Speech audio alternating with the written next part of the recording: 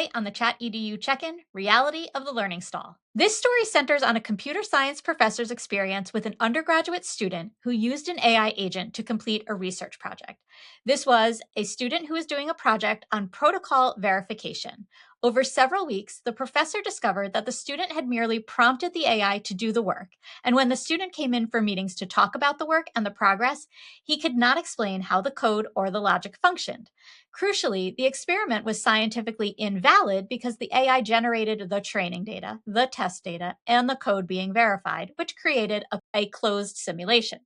And the student had no idea this was happening or how it created an invalid study because he just turned everything over to Claude. So the experience revealed that this student's reliance on AI left him unable to read code or navigate a code base or understand valid experimental design, which all highlights a deeper concern about how automated tools can create an illusion of progress while halting actual learning. So here's the 3 quick takeaways. The first takeaway was that the experiment was completely invalid because the student had AI generate not only the code that it was running to test things, but also the testing data. So it's going to come back as having been successful. This closed simulation means that there is no valid experiment. The second takeaway is that when students over-rely on large language models, they may not learn fundamental discipline-specific skills like reading and navigating raw computer code. This student was a junior in college and a computer science major. And when he was asked a question about his code, he started scrolling down.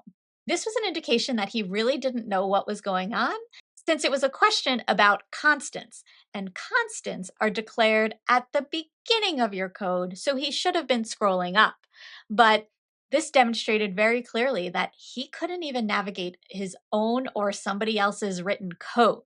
The final takeaway is that AI is optimized for user satisfaction, which can mislead inexperienced users into believing invalid work is flawless, which is exactly what it did for this student. And here the professor makes a very clear point. It optimizes to please you. You want a protocol verifier, and it gives you one. It hallucinated a perfect project for this student, and the student didn't have the skills or knowledge or wisdom to push back and ask questions because he didn't even know what questions to ask. The tension here highlights the dangerous feedback loop where generative AI makes things really easy and takes the tension out of learning and the friction required to build new skills. And so here it was very clear that this student had probably been using Claude Code or other AI to write code for all 3 of his years of college so far. And without that fundamental understanding, the student really didn't know exactly what was going on.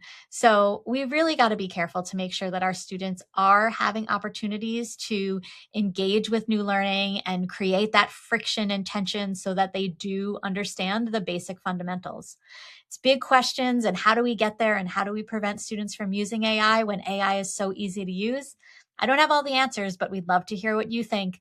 Drop us a review or a comment, and let's keep the conversation going. Remember, you can check out ChatEDU Check-ins every Tuesday and Thursday, and don't forget to watch The Big Show with me and Matt Mervis every Friday. Bye!